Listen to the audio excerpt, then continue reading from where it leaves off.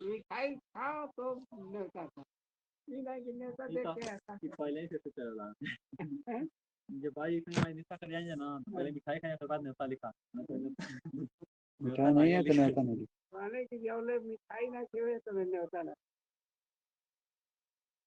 खाना क्यों किया थी खाना खाना कोने घर में चक्का ले मिठाई खियाओ रोज नीचे मिला Good evening to all of you.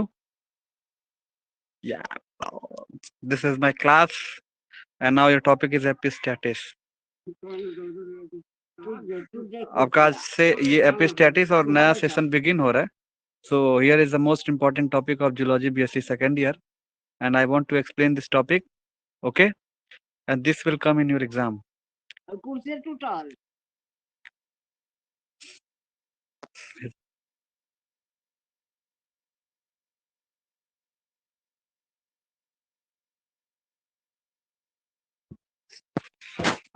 एपिस्टैटिस जब एक जीन जब दूसरे नॉन एलेलिक जीन को जब सप्रेस करता है, इट मींस कि जब उसको दबाता है, then it called the epistasis. Suppress means क्या होता है कि जैसे कि one is homozygous and one is heterozygous.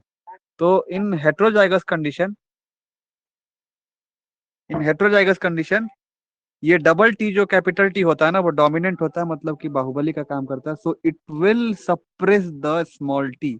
So here we talk about that कि जो कैपिटल टी होता हमारा है वो एक तरह से डोमिनेंट, और डोमिनेंट मीन्स क्या होता है कि मोस्ट पावरफुल बिहेव करता है हियर.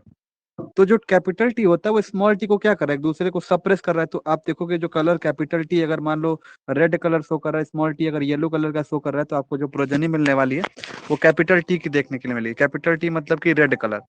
ओके, तो here we talk about that कि एक जीन जब दूसरे नॉन एलेलिक जीन को सप्रेस कर रहा है या करता है तो उसको एपिस्टैटिस कहते हैं, और जो हो रहा होता है उसको हाइपोस्टैटिस कहते हैं. तो जो सप्रेस हो रहा है एपिस्टैटिस के थ्रू उसको हाइपोस्टेम्स या हाइपोस्टैटिस कहा जाता है. जब एक जीन जब दूसरे नॉन एलेलिक जीन को सप्रेस करता है तो एपिस्टैटिस बोलते हैं, और जो सप्रेस हो रहा होता है मतलब जो खुद से सप्रेस हो रहा है, जैसे इन केस संदीप सप्रेस हो रहा है, तो जो जीन सप्रेस हो रहा है उसको हाइपोस्टैटिस का दर्जा देते हैं या कहते हैं. मीन्स कि a gene which suppress the action of another non allelic gene is called epistatic gene. अब एक तरह से एक्शन को, जैसे क्या हुआ कि मैंने किसी भी suppose I have taken example of A and B. A क्या कर रहा है, उसके फंक्शन को करने नहीं दे रहा, बी के फंक्शन को नहीं करने दे रहा, उसके काम को नहीं करने दे रहा, बाधा डाल रहा है. तो here we talk about that कि एक जीन है ना वो सप्रेस कर दे रहा है पूरे एक्शन को ही उसके. तो जब किसी के एक्शन को पूरी तरीके से हम रोक दें या सप्रेस कर दें किसी के एक्शन को, तो हम बोलेंगे बच्चा कि a gene which suppress the action of another non allelic gene is called epistasis gene. And इसी चीज को हमने बेसिकली फंक्शन के तौर पे बताया, और उसी चीज को ऊपर की तरफ से बताया कि जीन सप्रेस कर रहा होता है. तो जब जीन किसी भी एक्शन को सप्रेस करता है then we will talk about that कि एपिस्टैटिक जीन होता है. And the gene which affect the suppressed cause. अब देखो वही चीज को इंग्लिश में हमने एक्सप्लेन किया कि जो सप्रेस हो रहा होता है खुद से, या जीन जो इफेक्ट के कारण या किसी कॉज के कारण सप्रेस हो रहा होता है, तो उसको बोलेंगे हाइपोस्टैटिक जीन. हाइपोस्टैटिक जीन का एक बेसिक सा एग्जांपल है. मतलब ओवरऑल आपको व्यू क्या देखने के लिए मिला कि एक जीन होता है जो दूसरे नॉन एलेलिक जीन को सप्रेस करता है, देन वी कॉल दैट एपिस्टैटिस. और जब सप्रेस खुद से सप्रेस हो रहा है, इट मींस कि जो जीन होती है ना कि जैसे होमोजाइगस कंडीशन में कैपिटल टी, और दूसरा क्या होता है कैपिटल टी स्मॉल टी. तो जो कैपिटल टी और स्मॉल टी में जो ऑप्शन आता है, तो कैपिटल टी हमारा क्या इधर से डोमिनेंट या पावरफुल बिहेव कर रहा है, then it will suppress the gene of second, that is the homozygous condition in heterozygous condition. So आपने क्या देखा कि जो हेटेरोजाइगस कंडीशन होता है उसमें कैपिटल टी होती है और एक स्मॉल टी होता है. तो स्मॉल टी क्या होता है कि कमजोर होता है, and there is a capital T which is most powerful and suppress than this allelic gene. तो हमने क्या देखा कि the gene which suppress the action of another a non-allelic gene is called epistatic gene, and the gene which whose effect is called suppress is called hypostatic, and gene which is suppressed by the presence of non-allelic gene is called hypostatic gene. Then we will see that कि हमने ये देखा कि जो एपिस्टेम होता है वो एक फिनोमिनन होता है, मास्किंग या सप्रेसिंग करने का ऑप्शन होता है. तो हमने ये देखा कि जो एपिस्टैटिस है वो एक ऐसा फिनोमिना है, मीन्स मास्किंग क्या होता है कि दबाना, किसी चीज को सप्रेस करना. तो बता रहे कि एपिस्टेटिस एक ऐसा फिनोमिना है कि मास्किंग करता है किसी के जीन के एक्सप्रेशन को, या एक्सप्रेशन जीन मतलब क्या होता है, जो किसी एक्सप्रेस कर दे किसी में जाए तो अपने जितनी भी उसके अंदर जो डिसेबिलिटीज है या बोल सकते हो जो भी खराबी है उसको एक्सप्रेस कर देगा किसी नॉर्मल जीन के अंदर। तो इस चीज को वो क्या कर देता है, दबाने का काम कर देता है, मास्किंग का काम कर देता है। तो हम बोलेंगे कि भाई जो एपिस्टेटिस है क्या, एक ऐसा फिनोमिना है जो कोई भी जीन अगर अपने आप को एक्सप्रेस करने वाला रहता है ना तो उसको मास्किंग कर देता है, दबाने का काम कर देता है। किसके थ्रू, तो नॉन एलेलिक जीन के थ्रू ये मास्किंग करता है। तो आप ये बताओगे सर जो नॉन एलेलिक जीन होता है उसके थ्रू अगर मास्किंग कर देता है then we will say that कि जो हमारी जो जीन है वो एपिस्टेटिस है। एक तरह समझ लो ना कि मान लो एक चीज है तुम्हें आगे बढ़ने नहीं दे रहा है, वो दबाने की कोशिश कर रहा है बार बार, तो एक तरह से वो एपिस्टेटिस का काम कर देता है। लेकिन जो बेचारा वो खुद काम भी नहीं कर रहा, वो खुद से दब जा रहा है, then we will say that कि ये हमारा हाइपोस्टैटिक है। Hypostatic, it is the basic term, an important term that comes in the medical के एग्जाम में, ये बहुत अच्छी तरीके से पूछा जाता है। If we will talk about that कि what is the difference between them, तो आपको सीधा सीधा पता ये चल रहा है कि एक दूसरे को सप्रेस कर रहा है और एक खुद से सप्रेस हो रहा है। तो there is a lot of difference and there is a lot of margin between them. Okay, so let's move forward. Both the non-allelic gene may be mutually epistatic to the each other. Mutually epistatic हो सकते हैं non-allelic gene, एक दूसरे के epistatic हो सकते हैं। मान लो इसको वो दबा सकता है, उसको ये दबा सकता है। That is a dominant phase in each other cases. So epistatic के क्या होते हैं ना, बेसिकली 3 टाइप्स होते हैं। एक डोमिनेंट होता है, एक रेसेसिव होता है, एक डोमिनेंट रेसेसिव दोनों हाइप होता है। तो दोनों में एक हाइपो की कंडीशन है, एक तरह से देखा जाए तो हाइपोथेटिकल सिचुएशन है। Then we will talk about कि ये 3 तरीके के हो रहे हैं, dominant recessive and dominant recessive 2 तरीके के हो रहे हैं। मींस एक डोमिनेंट दूसरा रेसेसिव, एक डोमिनेंट रेसेसिव दोनों की कंडीशन मिल रही है बीच वाली, जैसे we like in human beings male female and the transgender हो गए, इसी तरीके के केस इसमें भी देखने के लिए मिलता है।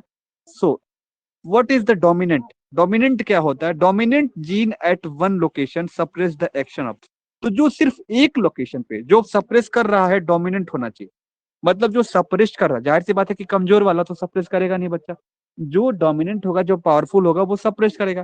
तो यहाँ पे ये बता रहा है कि dominant gene at one location suppress the action या expression of another gene at a different location. तो मतलब जो डोमिनेंट जीन होता है एक लोकेशन पे सप्रेस कर देता है और अनदर जीन को डिफरेंट लोकेशन पे सप्रेस कर देता है, मतलब उसी जगह पे नहीं, एक को एक जगह पे सप्रेस किया दूसरे को दूसरी जगह पे सप्रेस करेगा, then we will say that कि ये डोमिनेंट जीन है। तो जाहिर सी बात है भाई, डोमिनेंट है तो वो कहीं कहीं नहीं, हर जगह पे जाके वो सप्रेस करना चाहिए। अगर पावरफुल है तो सारी जगह पे करना चाहिए ना। अब ये थोड़ी कि एक इलाहाबाद में सप्रेस कर रहा है तो एक आजमगढ़ में नहीं करना चाहिए। So there is all possibility, dominant है तो डोमिनेंट का कैरेक्टर उसको शो करना पड़ेगा और सारे जगह पे उसको सप्रेस करना पड़ेगा। अब एक बार हिंदी में देख लो सर, जो सप्रेस कर रहा है वो डोमिनेंट होना चाहिए, ठीक है। डोमिनेंट हो या रिसेसिव कोई फर्क नहीं पड़ता, वो सप्रेस करेगा। जो डोमिनेंट वाला है वो सप्रेस करेगा, उसको आगे वाला क्या है क्या नहीं है, अगर वो पावरफुल है तो उसको सप्रेस करेगा और करना भी चाहिए। This is the dominant condition.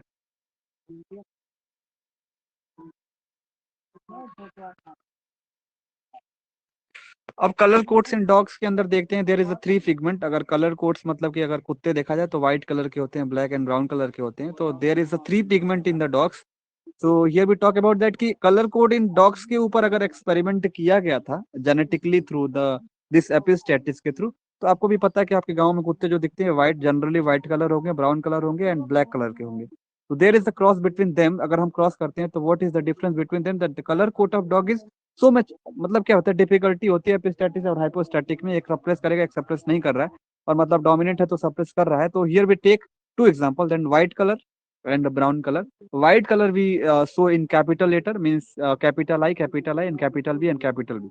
And brown color we will see that small I and small I, small I and small b दोनों को हम एक बार क्रॉस कर देते हैं। सपोज दैट हमारे पास व्हाइट है तो क्या करते हैं, कैपिटल आई बी बी हमारे पास। और दूसरी तरफ ब्राउन कलर की बात करें तो small I and then we say that कि this is by BB colour का है। तो हम क्या कर देते हैं, यहाँ से एक आई निकालते हैं, यहाँ से एक बी निकालते हैं, तो आई बी हमारा निकल गया। यहाँ से कैपिटल आई निकालते हैं और एक कैपिटल बी निकालते हैं। तो हमें क्या मिला बच्चा, अगर देखा जाए तो हमें ये जो जनरली मिल क्या रहा है, तो आप एक साथ कर दो, मतलब ये हमें 4 चीजें मिल गई हैं। जब ये 4 चीजें मिल गई हैं तो आप देखोगे कैपिटल आई मिला है सर, और इसके साथ हमारा स्मॉल आई मिला है, फिर हमें कैपिटल बी मिला है और स्मॉल बी मिला है, मतलब ये हमें 4 जनरली मिल गए ना। अगर आपको याद होगा मेंडल लॉ ऑफ इंडिपेंडेंट असॉर्टमेंट्स, तो यही 4 इसमें मिल रहे थे और इस 4 को उठ के पूरा क्रॉस करा दो। मतलब इस 4 को क्रॉस जब हम करेंगे यहाँ पे वी विल सी दैट कि what is the difference between them. तो यहाँ पे देखा कि सर यहाँ से दो कैपिटल आई में से एक आई आ रहा है और एक बी आ रहा है, तो आई बी आ गया। यहाँ से क्या हो गया, स्मॉल आई और स्मॉल बी आ गया। तो हमारे पास जनरली इन दोनों को जब जोड़ोगे ना तो आई और स्मॉल आई, बी और स्मॉल बी मिल गया। तो ये आई आई बी हो गया ये। अब क्या हम करो, क्या क्या 4 हमारे पास मिल गया, तो 4 बॉक्स बनाओ ऊपर नीचे साइड, 1 2 3 4, 4 मिल गया, 1 2 3 4। तो आप यहाँ पे क्या करोगे, आई वाला यहाँ पे लिखोगे, स्मॉल आई इसके ऊपर लिखोगे, बी यहाँ पे लिखोगे, कैपिटल बी, और स्मॉल बी यहाँ लिखोगे। इसी तरह यहाँ पे भी ये पोजीशन लिखोगे, ये वाला यहाँ पे रखोगे, यहाँ पे ये वाला लिखोगे और ये कर डालोगे। जब कर डालोगे तो आपको बेसिकली मिलेगा क्या, एज अ रिजल्ट तुम्हें क्या देखने के लिए मिलेगा। तो आपको रिजल्ट मिलने वाला, हमको बोला ये जरूर जगह छोड़ ले रही बस। हाँ पढ़ा लिखा नहीं लगा